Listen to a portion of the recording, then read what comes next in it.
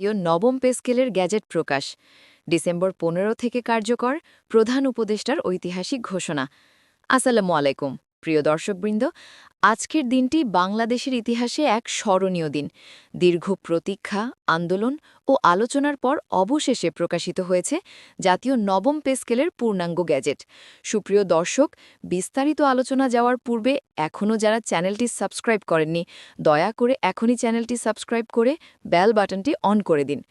আজ বিকাল ৪টায় প্রধান উপদেষ্টার সভাপতিত্বে প্রধানমন্ত্রীর দপ্তরে শুরু হবে গুরুত্বপূর্ণ জরুরি বৈঠক। উপস্থিত ছিলেন অর্থ উপদেষ্টা, শিক্ষা উপদেষ্টা, প্রতিরক্ষা সচিব, জনপ্রশাসন সচিব সহ সরকারের শীর্ষ কর্মকর্তা এবং নবম পে কমিশনের চেয়ারম্যান। বৈঠকটি শুরু হয় কিছুটা উত্তেজনাপূর্ণ পরিবেশে। সবাই জানতেন আজকের বৈঠকেই হবে চূড়ান্ত সিদ্ধান্ত। দীর্ঘদিন ভরে পে স্কেল নিয়ে যে বিতর্ক ও জটিলতা, সেটি সমাধান হবে আজই। বৈঠকের শুরুতেই অর্থ উপদেষ্টা সর্বশেষ খসড়া উপস্থাপন করেন এবং বলেন, মাননীয় প্রধান উপদেষ্টা, আমরা বেতন কাঠামোর সব প্রস্তাব প্রস্তুত করেছি।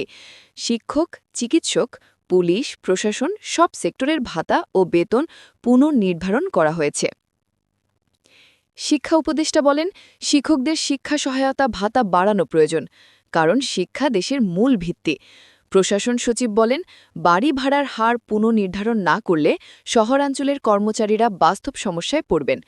এভাবে আলোচনা চলতে থাকে চিকিৎসা ভাতা, উৎসব ভাতা, পেনশন সুবিধা ও বেতন অনুপাত নিয়ে।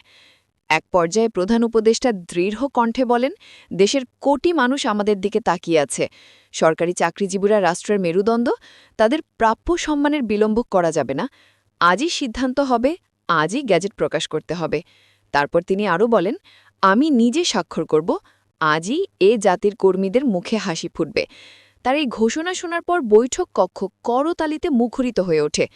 বিকাল ৪:৪৫ অর্থ মন্ত্রণালয় থেকে পাঠানো হয় চূড়ান্ত গ্যাজেটের কপি।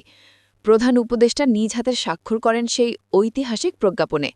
একটি কপি হস্তান্তর করা হয় শিক্ষা মন্ত্রণালয়ের হাতে, আরেকটি কপি পাঠানো হয় অর্থ মন্ত্রণালয় বাস্তবায়নের জন্য, এবং প্রধান উপদেষ্টা ঘোষণা দেন জাতীয় নবম পে স্কেল কার্যকর হবে ২০২৫ সালের ডিসেম্বরের ১৫ তারিখ থেকে।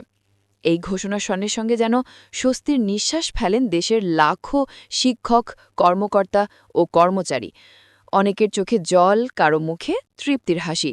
নবম পে স্কেলের গ্যাজেট অনুযায়ী চিকিৎসা ভাতা ১০০% বৃদ্ধি, বাড়ি ভাড়া মূল বেতনের সাথে সামঞ্জস্য রেখে পুনর্নির্ধারণ, শিক্ষা সহায়তা ভাতা দ্বিগুণ, পেনশন সুবিধা ১০০% কার্যকর, উৎসব ভাতা ও যাতায়াত ভাতা পুনর্নির্ধারণ এবং সর্বনিম্ন থেকে সর্বোচ্চ বেতন অনুপাত রাখা হয়েছে ১:৪ অনুপাতে। এছাড়াও ১৩টি গ্রেড নির্ধারণ করা হয়েছে, যেখানে প্রতিটি স্তরের ইনক্রিমেন্ট ও পদোন্নতির সময়কাল নির্দিষ্ট করা হয়েছে।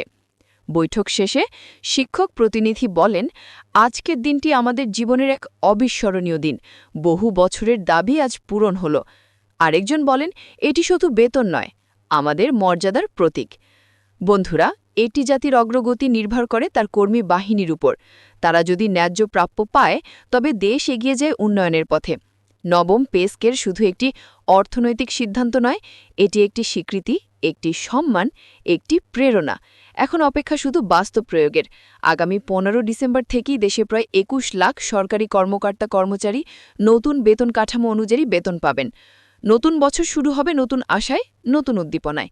দীর্ঘ অপেক্ষার পর আজ আমরা বলতে পারি, অভিনন্দন বাংলাদেশ, অভিনন্দন নবম পে স্কেল। ধন্যবাদ দর্শক। ভিডিওটি ভালো লাগলে লাইক দিন, কমেন্টে আপনার মতামত জানান এবং চ্যানেলটি সাবস্ক্রাইব করে আমাদের সঙ্গে থাকুন।